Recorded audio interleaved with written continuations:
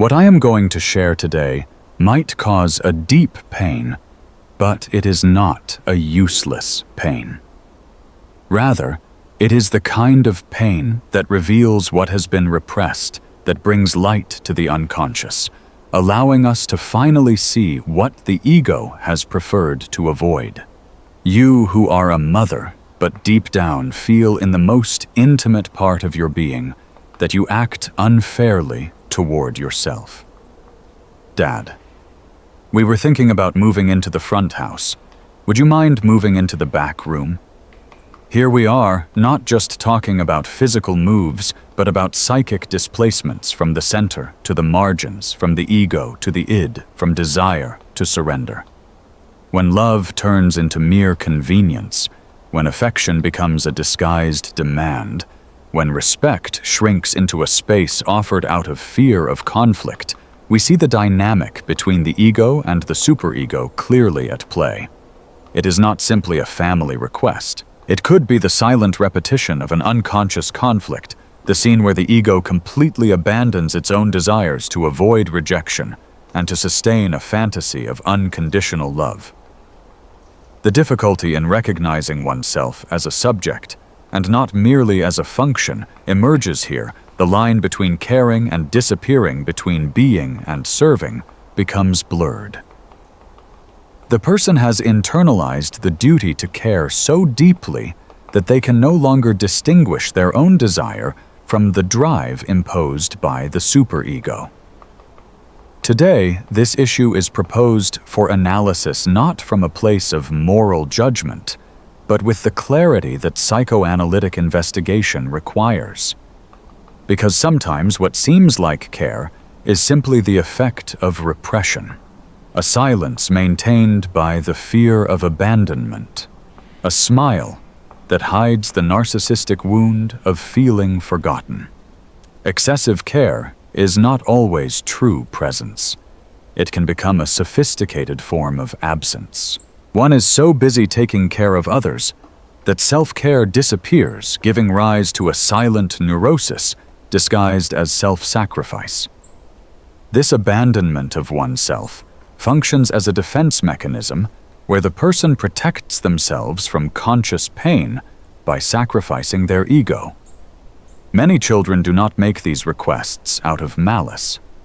They do it because unconsciously they have learned that the other always gives in, that there is no resistance, that the parental superego is overfed and does not allow the expression of boundaries. So when they suggest moving to the back room, they do not perceive cruelty, but rather the continuation of a family pattern where ego renunciation is the norm. However, the continuation of this pattern means a slow emotional disappearance. No one is born to live as a spectator behind the scenes of someone else's life. Every individual has a story, a rightful place, a legitimate right to stand at the center of their own psychic stage. But to do so requires an act of courage confronting the superego, recognizing the id and declaring the boundaries of the ego. To say, I too have limits. I too need respect. I will not accept less than I deserve. This statement, which may sound simple at first, is in fact a profound act of bringing the unconscious into consciousness, of integrating one's desires and restoring psychological dignity. Today, the invitation is to begin this reflection not to judge one's children, but to remember something that time and exhaustion have often pushed into repression: the importance of the self. And if these reflections have been useful to you, I invite you to give this video a like, and don't forget to subscribe to the channel, because you will discover many more messages full of meaning. Let's talk about this. Because what might appear to be a simple, practical request is often the manifestation of an unconscious conflict calling to be made conscious. It is an inner call to return to oneself, to listen deeply, and to reclaim with dignity the space that rightfully belongs to you. From a psychoanalytic perspective, every role we assume throughout life becomes a stage where our impulses unfold. and where the ego and superego confront each other. A person may unconsciously be sending a hidden message. My role is finished, now it's your turn. But is that truly the case? The mission of the caregiver is not to renounce completely, but to teach by example that care must have boundaries, that authentic love does not require the constant annihilation of the self. Staying present can be beautiful, but only when it is a conscious choice, not an obligation imposed by the superego. When someone accepts stepping away from the main house, as if it were the natural order of things, perhaps unknowingly they reinforce in the family's collective unconscious the idea that their presence no longer holds value. And the most dangerous part is that through this act, they might pass on to their children an unconscious structure destined to be repeated.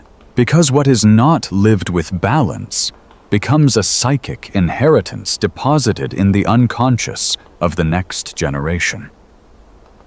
If someone plays the role of caregiver to the point of self-erasure, continuing to say yes when the id is crying out for a no, they perpetuate a narrative in which love is only understood through renunciation. This is where the neurosis of the chronic caregiver is born, that part of the ego that believes it will only be loved if it keeps on serving. The superego, strict and demanding, induces guilt for resting discomfort at being seen and recognized. However, this wound can be worked through and elaborated. The process begins when one recognizes and makes conscious that they are whole, even in moments of stillness. A person is not merely the function they perform.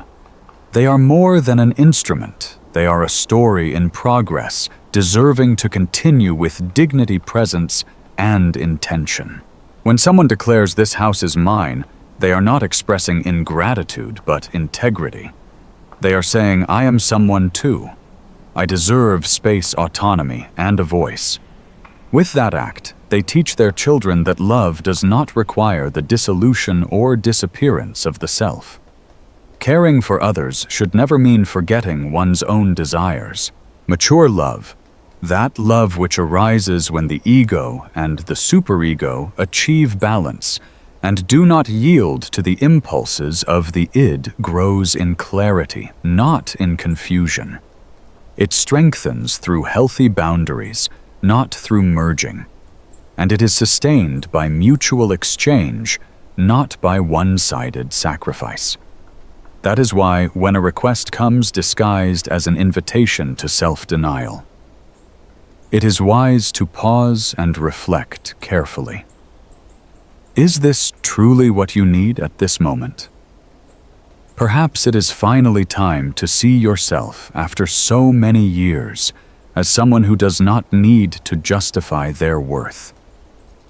You have already given, cared, supported. Now it is your turn to calmly and firmly take up the space that is rightfully yours. There is an unconscious, insidious, and silent phenomenon known as role reversal, when children as they grow begin to project onto their parents the subordinate role they once held themselves. The relationship of care transforms into control. Love becomes a disguised form of power. This process does not appear openly or violently. It slips in through gentle words, through suggestions that sound helpful, through proposals that hide commands behind a veil of concern. When an adult child says, for example, "Dad, maybe you could move into the guest house, so it's easier for us to take care of you." It might seem like a gesture of love.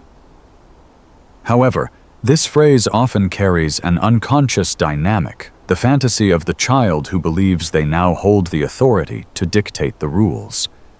It is not about malice, but rather about an unprocessed psychic immaturity where the child's ego has not yet developed clear boundaries. Children who have not fully matured in distinguishing between self and other confuse care with power. They claim to act for their parents' well-being, but in reality, they are undermining the parents' psychic autonomy. Thus, the father who once protected becomes the father who obeys. The mother who once nurtured becomes the mother who silences her own desires. In this context, the unlived life of the parents does not merely appear as a symbolic burden, but as an unconscious residue that imposes itself on the children as a psychic destiny. When a father or mother accepts moving out of the main house, changing their routines, and being displaced under the guise of so-called practicality, they are unconsciously reinforcing the toxic belief that aging means disappearing. In truth, what is at stake here is not merely a practical decision, but a psychic dynamic in which the ego surrenders its center and submits to the demands of the other, pushed by the superego's imperative of sacrifice and the fear of being a burden. This silent surrender teaches the child without words that love means stepping aside, giving up inner space, allowing the other's id to take control.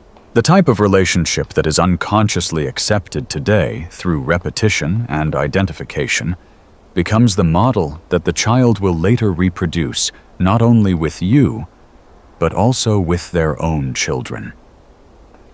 It is mistakenly believed that this makes coexistence easier, but on a deeper unconscious level, it sends the message that old age means being stripped away, that maturity requires surrendering what is essential, and that love implies submitting to the desires of others. This psychological inversion awakens guilt, and repressed guilt turns into distance, into inexplicable irritation, into hidden hostility. That feeling of it bothers me, and I don't know why emerges revealing the presence of an unconscious conflict. The child who controls the parent develops a neurosis marked by anxiety, insecurity, and fear of their own autonomy, because deep down they sense they have crossed a forbidden psychic boundary. And the parent who gives themselves completely believing they are acting out of generosity lives through a silent mourning, the mourning for their own psychic identity and for the loss of their self. This inversion is not just a family issue. It is a psychic matter that reveals how defense mechanisms operate and underscores the central role of the unconscious. The mother who stays silent represses her vital drive, which in the child manifests as rigidity, as a superego that orders and dominates. The father who fades away fuels guilt in the child, who then avoids eye contact because they cannot bear the weight of what has not been said. It is essential to recognize and bring this dynamic into consciousness so that it does not continue to repeat itself. Loving your children does not mean erasing yourself. It means teaching them by example that each person has their own place, and that true love grows from conscious presence, not from submissive silence. Before giving in, it is worth taking a breath and remembering that you are not the shadow of a role. You are a whole person with a self that deserves to hold the center of your life. It is not just about a house. It is about the stage where the memory traces of life have been inscribed, where you have cried, laughed, raised children, cooked, celebrated, and where yourself has taken refuge on difficult days. The house is not merely a building. It is memory. It is belonging. It is psychic identity. When someone asks you to leave that place, even kindly, or for an apparently noble reason, what they are really asking is for you to also abandon a symbolic space that sustains yourself. When you say, "It's okay, I'll stay in the background," at an unconscious level, you are really saying, "I accept becoming a memory. I no longer need to fully exist." This is not humility. It is a form of tragic repression, a mistake many make, thinking they are being altruistic. The unconscious does not interpret these concessions as love. It decodes them as absence, as a renunciation of one's own being.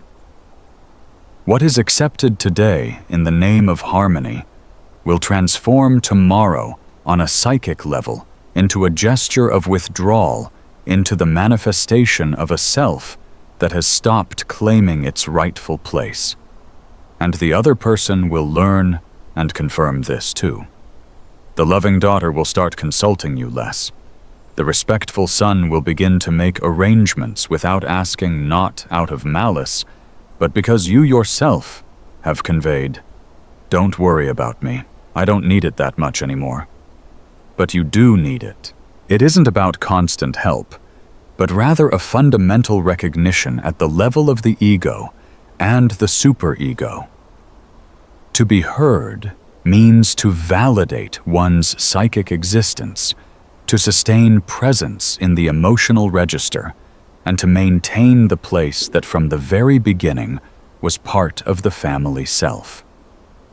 When an individual physically withdraws from the main house, that act symbolizes a much deeper psychic retreat. They step back emotionally from decisions, invitations, and verbal exchanges, and gradually become a peripheral figure. Their ego remains, but it no longer occupies the center within the psychic apparatus of others. This displacement cools the bond, transforms love into a formal gesture, dictated by the social superego, and living together, which should express emotional drives, is reduced to a kind of tolerance marked by an ideal of politeness. Perhaps the unconscious fantasy arises in the ego. If I insist on staying, will I be seen as selfish? The critical superego may impose this censorship. However, Freud would point out that occupying one's own space is not a manifestation of the id in its most primitive form, but rather an act of ego affirmation against external demands. There is a right to keep the main living space, to not repress the legitimate desire to stay. Because that home was not built solely from materials, but also from libidinal investment decisions that emerged from the ego, and a constant presence that shaped everyone's inner world. By saying this house is my space, and here I wish to remain, it is not a sign of rigidity, but rather a message directed at the other's superego. Love and respect coexist in an inevitable tension, and they only integrate when the ego becomes aware of its own drives and boundaries. Parents who withdraw, thinking they are relieving their children's burden, activate a defense mechanism that leads them into psychic invisibility. And children who grow up observing that withdrawal internalize this model of repression and avoid contact with what is fragile and old, even within their own id. Education occurs by identification right up until the last moments of life, and within it, one learns that dignity does not have an expiration date. The decision to remain in one's own space often marks the beginning of a healthier family restructuring. When the ego asserts itself, the other is forced to confront their unconscious projections. Ultimately, it is not about bricks, but about what the house symbolizes in the family's collective unconscious. Withdrawing is equivalent to saying, "I am no longer important." Consciously staying is to affirm my presence still matters. My story continues, and this does not require acting under an unleashed id with aggression, but rather with the clarity of a strengthened ego and an integrated superego. It is not necessary to give in to be loved. One does not need to disappear to feel valued. Authentic love embraces the totality of the person, their space, their voice, their identity. Therefore, before giving up the home, The routine's the vital center. It is worth examining one's own unconscious with compassion. The individual still exists. There is still time to teach by example that the place of the one who loves does not belong in the margins. It lives within, not in repressed corners. There is a deeply rooted silent belief among many parents that to love means to allow everything that the more one gives, in the more affection is expressed. But that is not mature love. It is a defense against separation anxiety disguised as devotion. Saying yes to everything does not necessarily bring people closer. It often pushes them away. Because the absence of limits dissolves psychic boundaries, and love, which should strengthen the bond, becomes a confusing and diffuse terrain. Respect is born in this very place where the self establishes clear boundaries, even when under the constant pressure of the superego. The most fundamental limit often starts with a simple no. From a consolidated self, and without resorting to the raw force of the id, a parent can look a child straight in the eyes and say, "My child, this house holds my story. You are free to build yours, whether here or elsewhere. But I will not step out of the center of my own life to become a mere footnote in yours." This statement is not an act of aggression. It is a powerful defense of dignity, an affirmation of self-love, of lucidity, and psychological maturity. It is not about rejecting the child, but rather preserving their soul by avoiding the introduction of a model that requires self-denial. True love does not demand self-erasure. It does not invade or overtake another's story. Authentic love proposes, engages in dialogue, and knows how to receive a no without interpreting it as a personal rejection. When a son or daughter suggests that a parent leave the main house, they might be unconsciously attempting to rearrange roles and hierarchies. If one accepts this naively believing it will preserve harmony, there is a risk of sending the message that one's personal story is disposable, that one's presence is negotiable, that one's place is temporary. However, conscious love corrects that distortion. It does so through conversations in which the self expresses itself clearly, and through firm attitudes that dismantle the unconscious fantasies projected by the other. It corrects the other by establishing limits expressed with clarity and calm. One might say, for example, "I love you, and precisely because of that, I need to tell you that I will not leave the house where I have lived my entire life. I wish to stay here in my space, in my routine, with the freedom I have built." If resistance arises, one must continue. It is not about rejecting the other, but about affirming the self in the face of invasive demands from the other's id. It is about not dissolving precisely when the self most needs to stand firm as a coherent, unified presence. Many children only reach authentic emotional maturity when their parents take a stand, when they show that they are not there solely to serve, but also to live. This lesson deeply impacts the child's unconscious, because when they hear a no, they are confronted with a truth they might not yet have integrated. True love requires limits. Love without limits turns into dependence, invasion role, confusion, and in the long term, it destroys genuine affection. By protecting their space, the parent offers a silent lesson on the autonomy of the self, on respect, and on relational maturity. Because in the end, children will also grow old, have their own homes, their own spaces, their own fears, and the way they treat their parents today becomes the unconscious blueprint of what they will allow tomorrow in their own lives.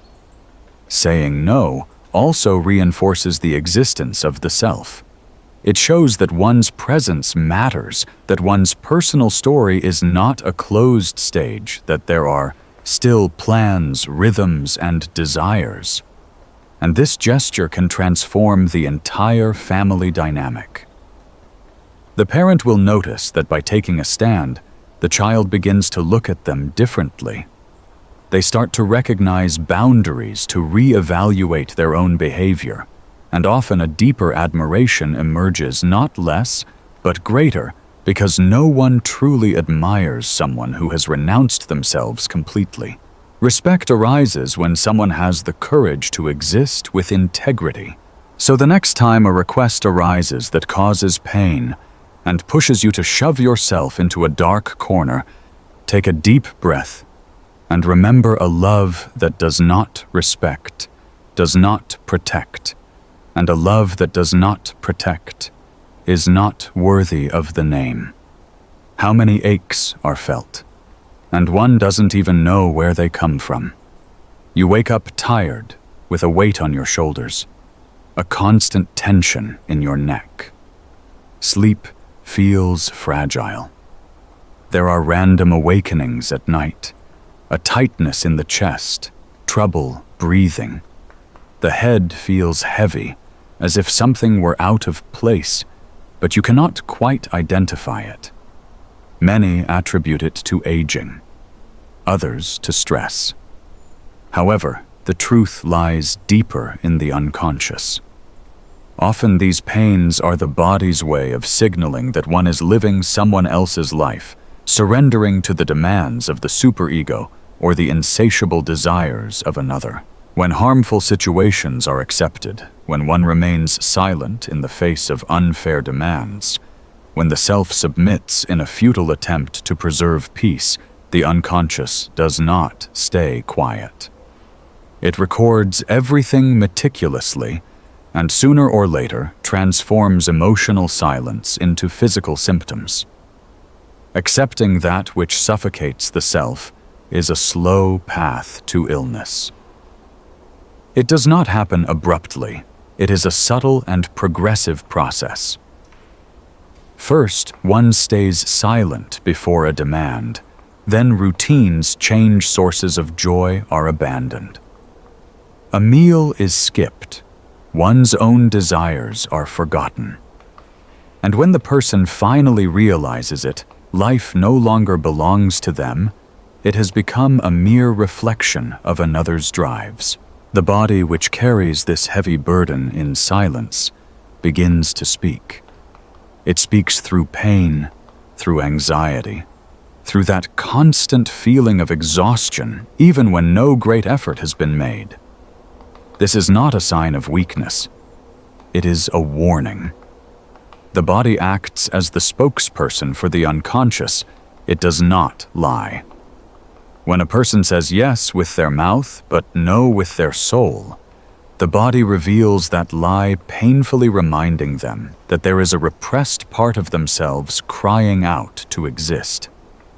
The cruelest part is that this effort remains invisible. No one recognizes it, because when someone erases their own self, they become merely a functional object, a tool. And who really values a tool as a person? Have you ever picked up someone else's clothes just to keep the peace? Have you watched over someone else's pot on the stove, even though you were longing to rest? Have you given up your nap, your walk, your own plans just to avoid bothering anyone? And later, when illness or deep discomfort arises, does anyone truly understand, or do they just demand even more sacrifice? This is how the neurotic cycle begins. You give more than your true self can sustain, you hope for affection, and instead you receive even more demands. Much of this stems from the ego's struggle to set clear boundaries with the outside world.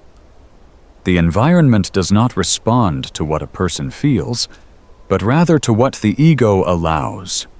Recognizing this truth can be painful for the superego, but it holds the potential to liberate the ego. There is a way to be generous without erasing yourself, to be present, without being completely absorbed by others' desires to care, without disappearing.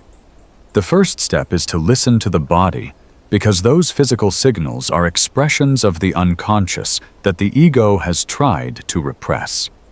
Recurrent pain, persistent irritation, tears that come without a clear reason, these are all manifestations of repressed impulses that emerge as symptoms, invitations to face the unresolved internal conflict. When someone dares to listen to this call, they may honestly say, "I no longer want to keep living this way. I need to respect myself. I also deserve care." This statement does not come from narcissism. It comes from recognizing an emotional responsibility toward one's own self. No one will return what the ego does not demand. No one will protect a person who abandons themselves. This is not about reconnecting with some lost essence, but about making conscious what the ego has banished into the unconscious.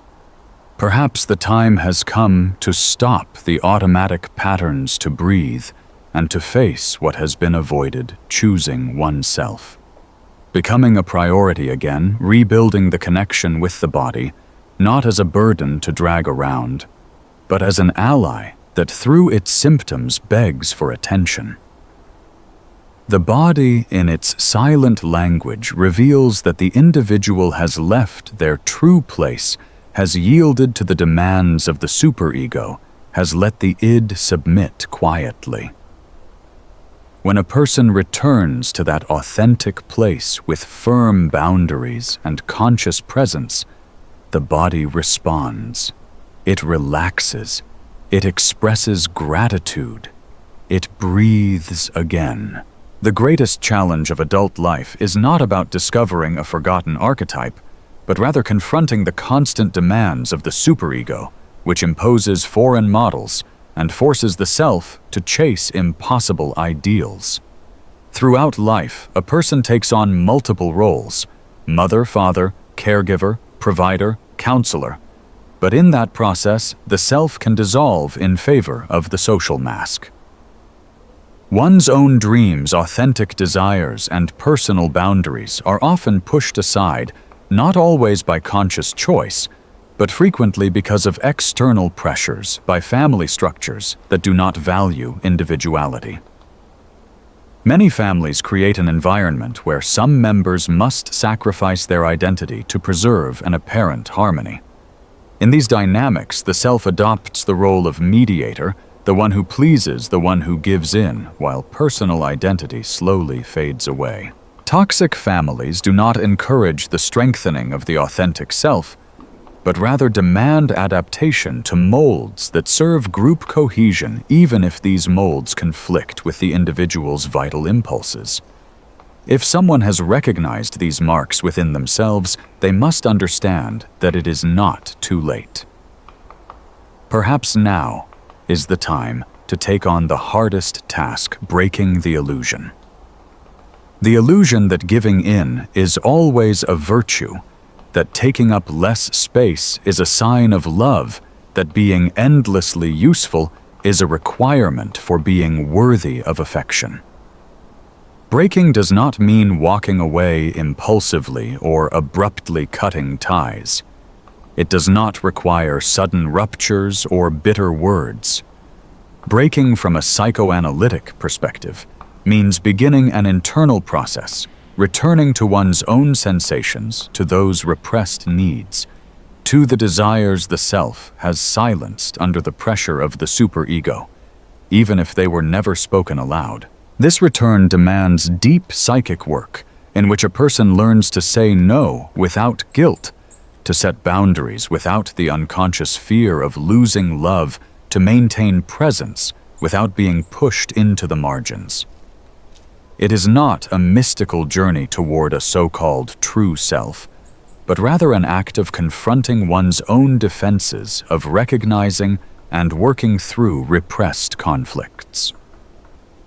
To walk this path, one might need silence, time, a space reserved just for the self. A room where the superego does not intrude a moment without interruptions, a thought that does not need anyone's approval. This is not an act of selfishness. It is a gesture of respect toward one's own psychic apparatus, a form of mature love for oneself. Many people go through this struggle in secret.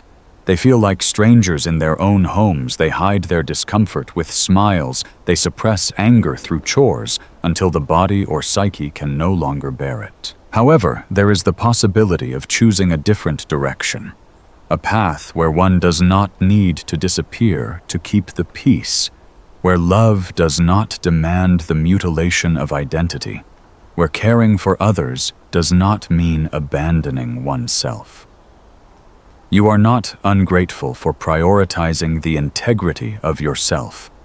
You are not cruel for saying enough. Perhaps for the first time in a long while, you decide to be yourself, to choose truth, to choose inner coherence. And in that choice begins the working through of conflicts, the beginning of true psychic transformation. Thank you for joining us on this journey into the depths of the unconscious, where each repressed conflict waits to be heard. If this reflection has resonated with you, leave us a comment saying, "I choose to be myself again. I deserve my space." We would love to read your experience and let you know that you are not alone in this process. If you know someone who might be silently living through this same inner battle, share this video. Sometimes a single word can ignite the spark of transformation. Remember to subscribe to the channel and turn on notifications so you don't miss new reflections that help you explore your inner world. Give this video a like if you found it valuable, and join us in this community where we explore together the complexity of the human soul. Take good care of yourself, and we'll see you at the next gathering.